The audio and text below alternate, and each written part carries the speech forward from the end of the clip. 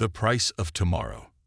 Dr. Maya Chen stood at the edge of the launch platform, her breath creating small clouds in the pre-dawn air. Above her, the Hyperion's massive hull gleamed under the spotlights, its experimental quantum drive systems humming with barely contained power.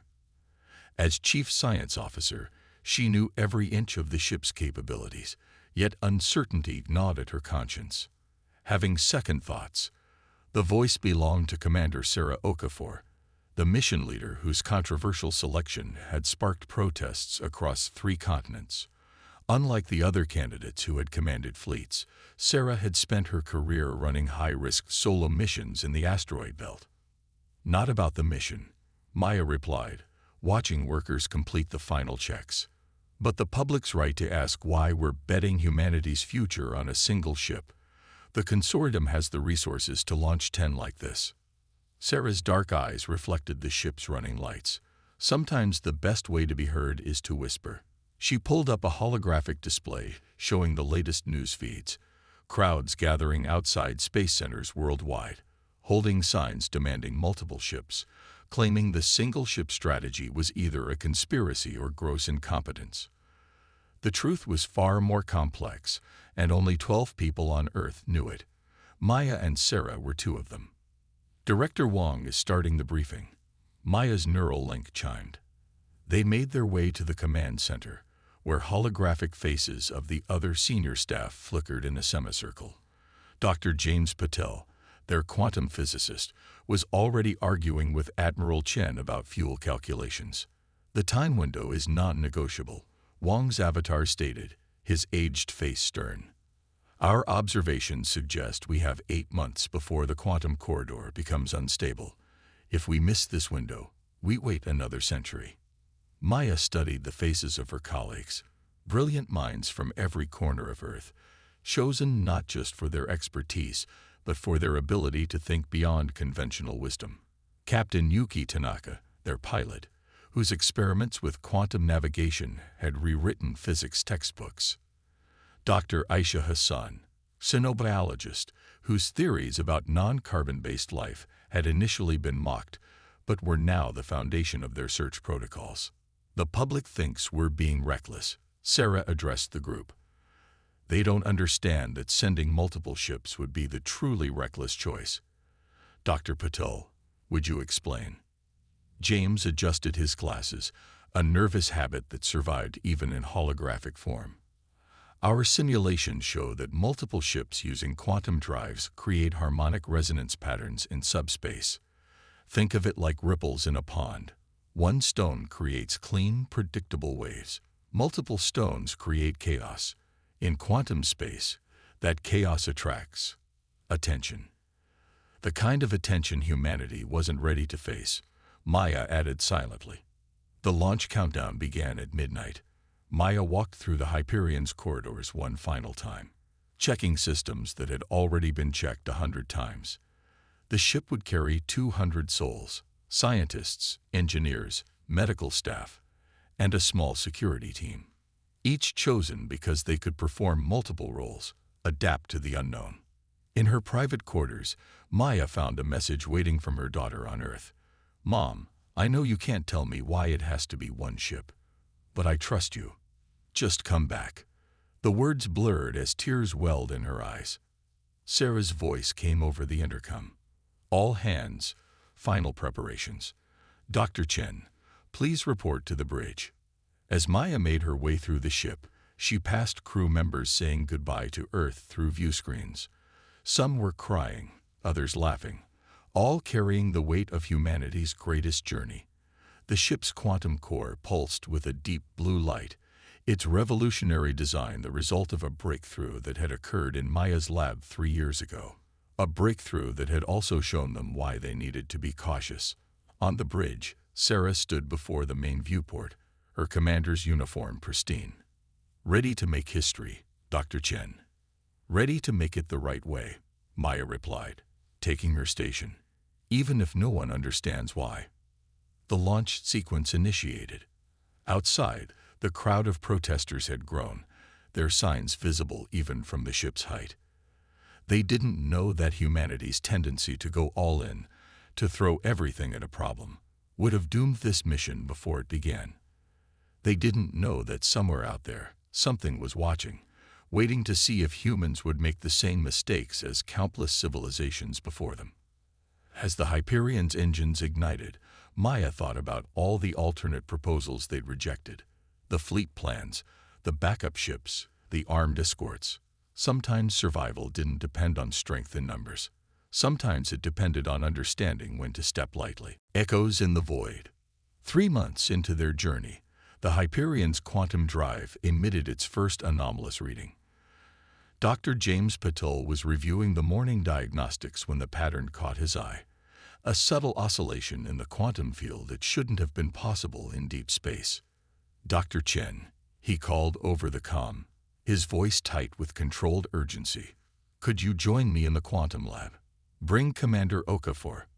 The lab occupied a reinforced section of the ship's core, surrounded by sensors that monitored the experimental drive's every fluctuation. When Maya and Sarah arrived, they found James staring at a 3-dimensional display of interweaving light patterns. "Look at this resonance pattern," he said, highlighting a particular wave frequency. "It's like something's echoing back at us." Sarah leaned closer to the display. "Natural phenomenon." "No," James shook his head. "These patterns are structured, almost like language.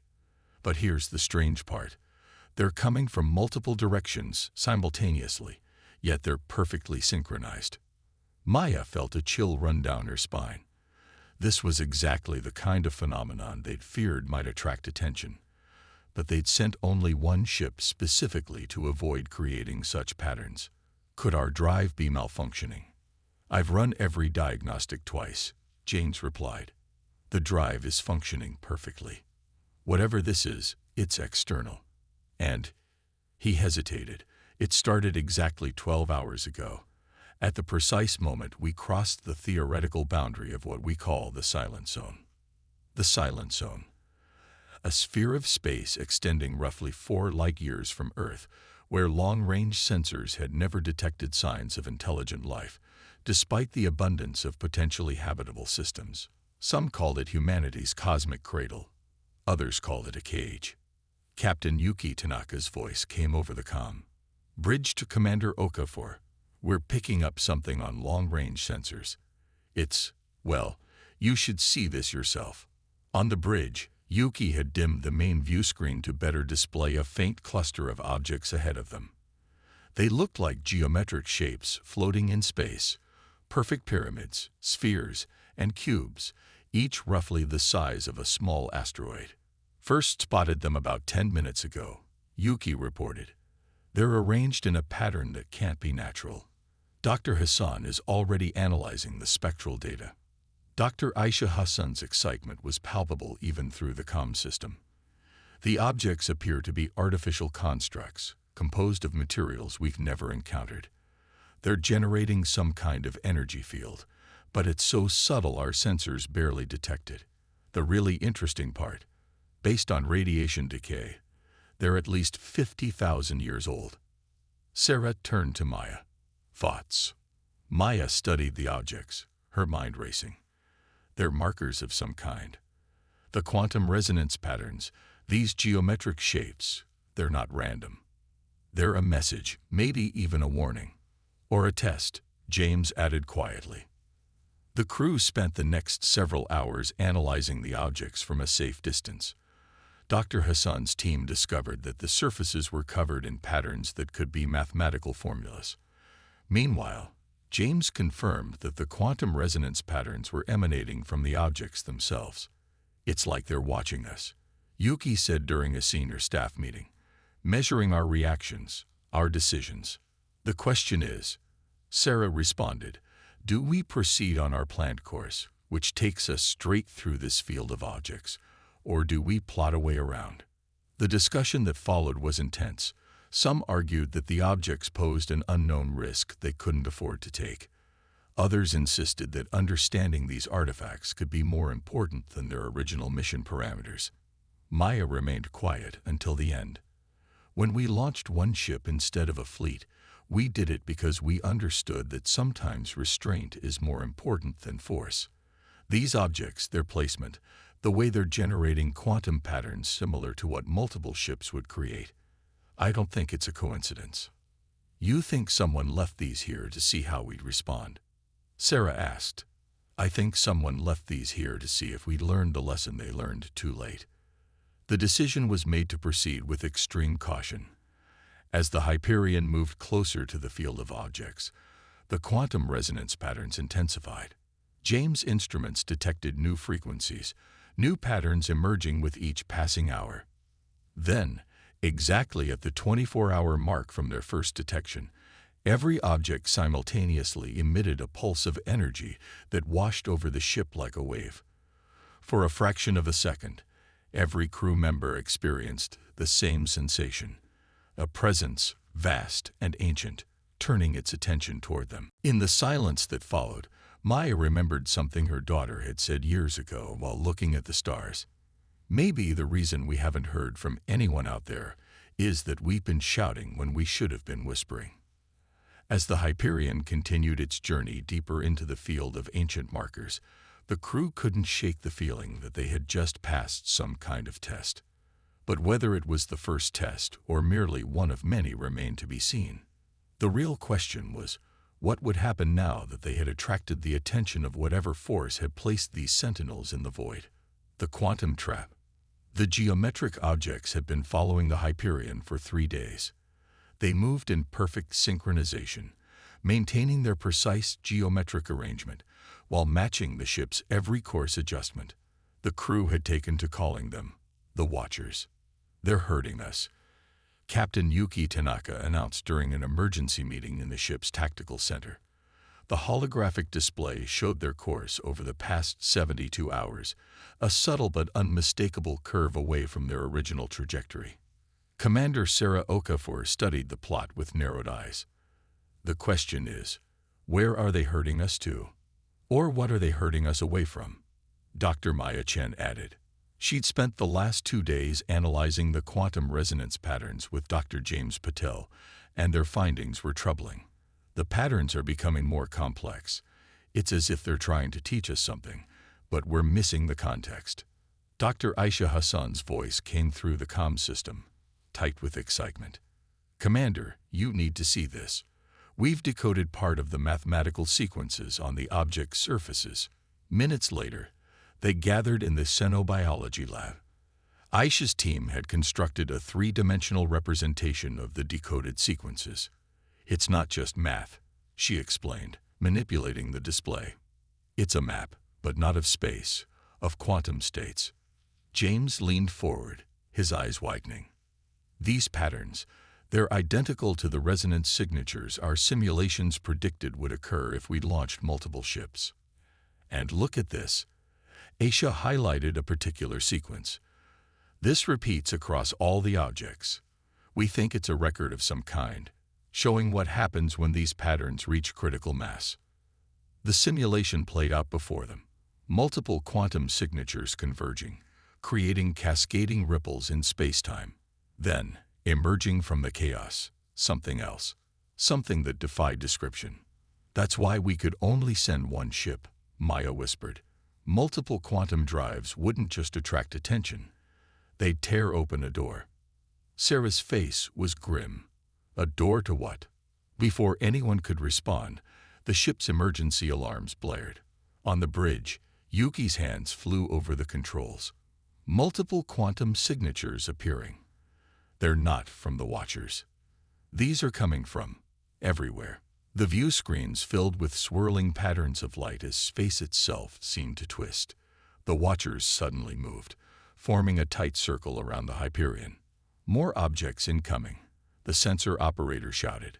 Dozens, hundreds of them. They emerged from the darkness like a swarm, more geometric shapes, but these were different. Where the Watchers were perfect and pristine, these new arrivals were scared and broken, their surfaces marred by what looked like enormous claw marks. They're accelerating toward us, Yuki reported. Impact in 3 minutes. Full power to shields, Sarah ordered. Prepare for evasive maneuvers. But the Watchers moved first. Their perfect geometric forms began to rotate, generating waves of energy that rippled through space.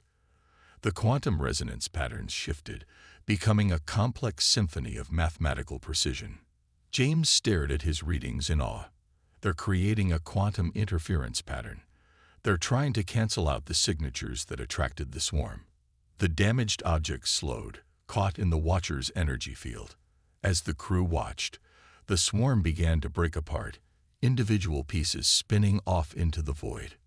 "Message incoming," the communications officer announced. It's being transmitted through the quantum field itself." The message appeared on their screens, not in words, but in pure mathematics.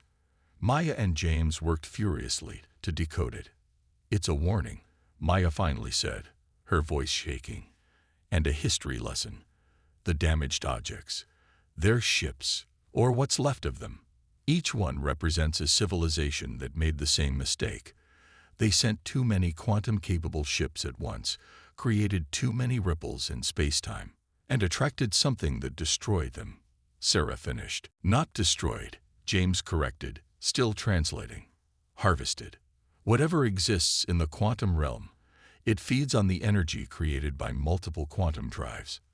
The Watchers, they're not just markers. They're a containment system, left behind by the last civilization to face this threat. They've been waiting for someone to send a single ship, someone who might understand the message and not repeat the cycle." The implications hit them all at once. Earth's quantum physics program had been on the verge of launching a fleet of ships. If they had, "New message incoming," the comm officer announced. This one was different, simpler, clearer, almost like a greeting. The Watchers began to move again, reforming their formation around the Hyperion. "They want us to follow them," Maya said, reading the patterns. "Now that we've proven we can listen, they want to show us something." Sarah looked around the bridge, at the faces of her crew, scared but determined, curious despite their fear. "The mission parameters said to investigate signs of intelligent life," she said with a slight smile. "I'd say this qualifies. Helm matched their course and speed." As the Hyperion fell into formation with the ancient Guardians, Maya couldn't help but think about all the arguments back on Earth, all the people who'd insisted that humanity needed to show strength in numbers. They'd never understood that sometimes the greatest strength lies in knowing when to step lightly, when to listen instead of shout. The Watchers led them deeper into space, their quantum song growing more complex with each passing moment. They were about to learn secrets that no human had ever imagined, but first, they had to learn how to listen. The Hyperion's mess hall had become a battlefield of opinions. 2 weeks after their encounter with the quantum swarm, the crew was divided.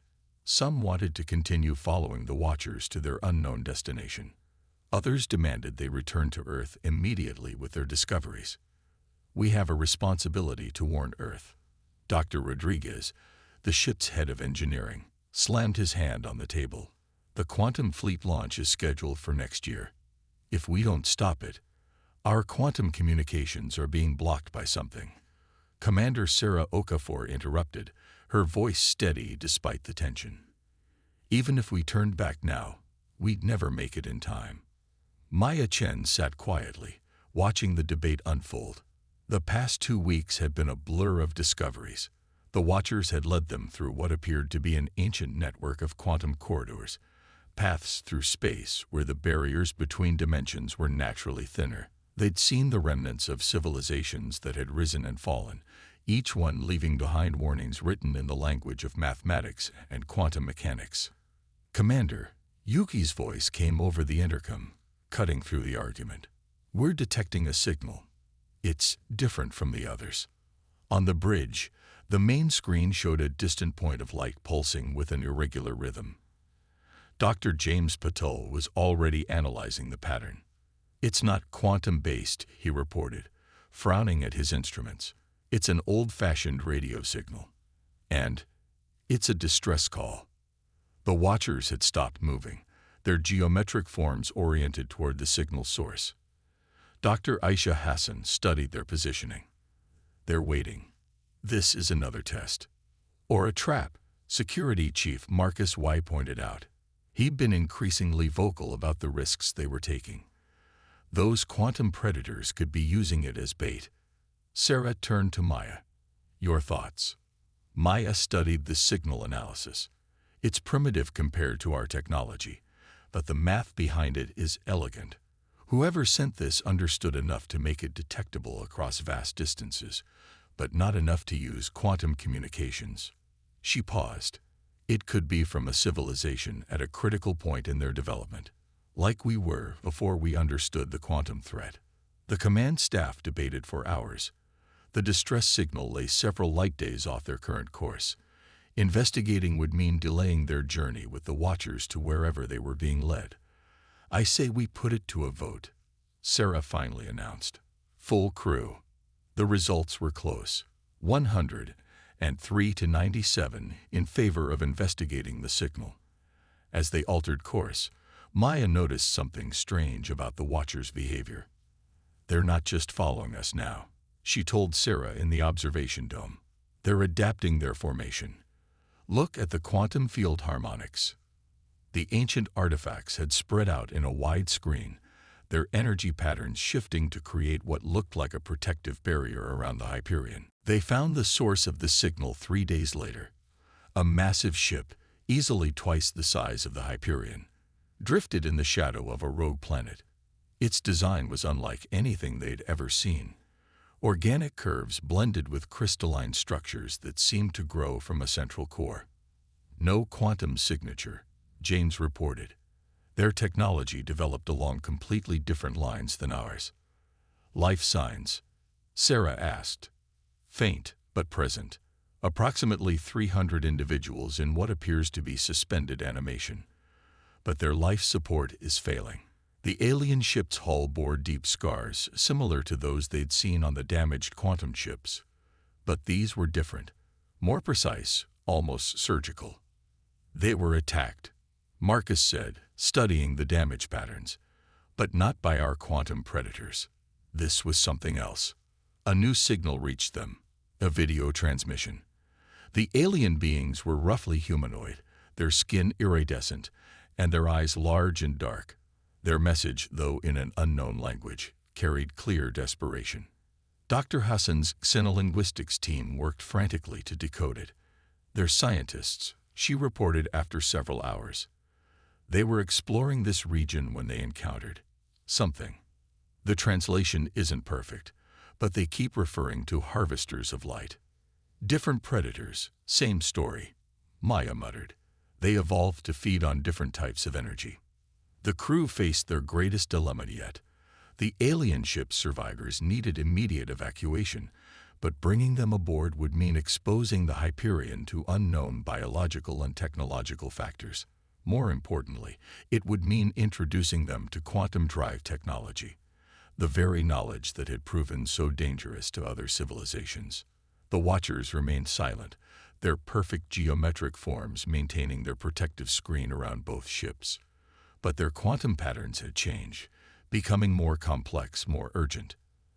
They're not just testing us anymore, Maya realized, studying the patterns. They're showing us something. Every civilization we've encountered fell because they developed their technology in isolation. They all made the same mistakes because they had no one to warn them, no one to share different perspectives. Sarah stood at the main viewport, watching the alien ship drift. So we have a choice.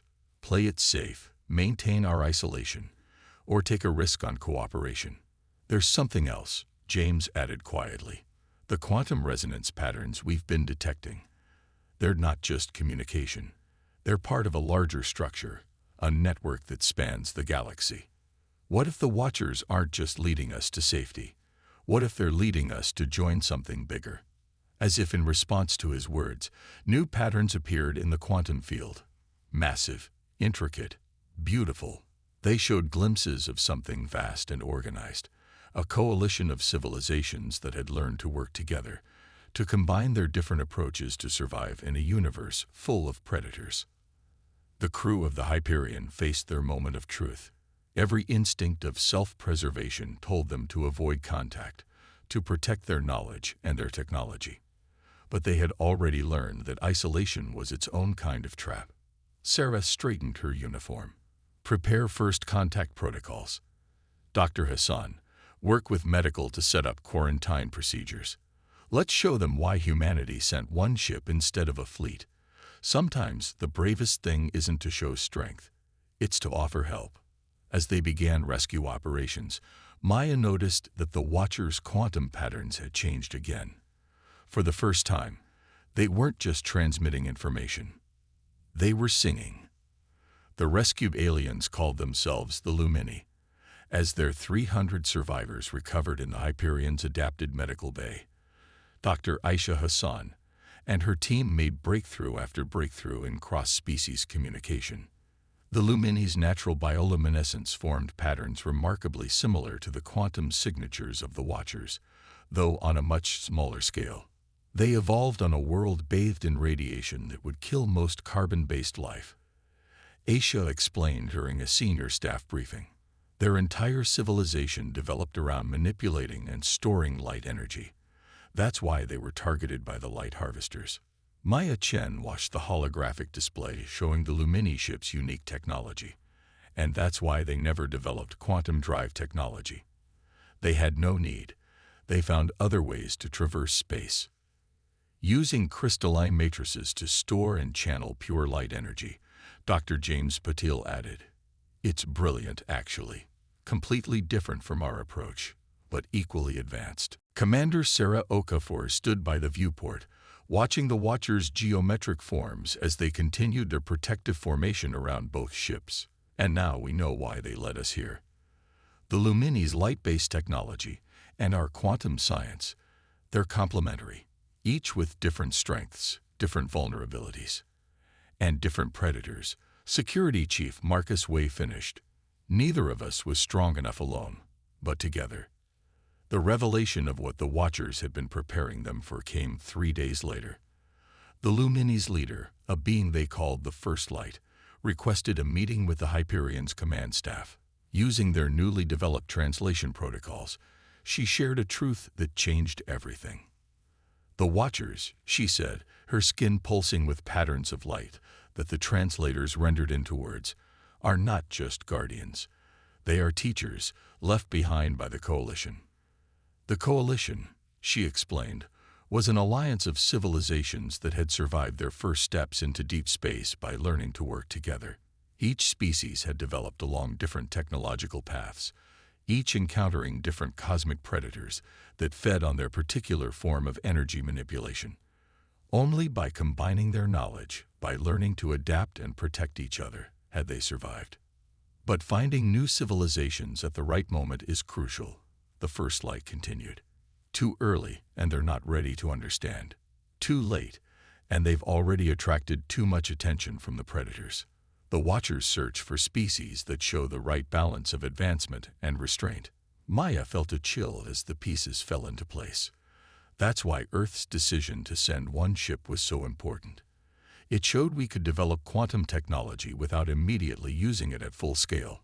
And our choice to answer your distress call, Sarah added, showed we could look beyond our own survival.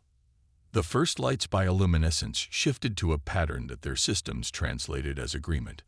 The Coalition needs both attributes, the wisdom to use power sparingly, and the courage to help others despite the risk. Now, we offer you both a warning and an invitation. The warning was dire. The quantum predators and light harvesters they'd encountered were just two species in a vast ecosystem of cosmic entities that fed on different forms of energy. As civilizations developed new technologies, they attracted new predators. No single approach to space travel and energy manipulation was safe forever. But the invitation offered hope. The Coalition had established hidden networks throughout the galaxy, quantum corridors, light bridges, and technologies humans and Lumini had never imagined.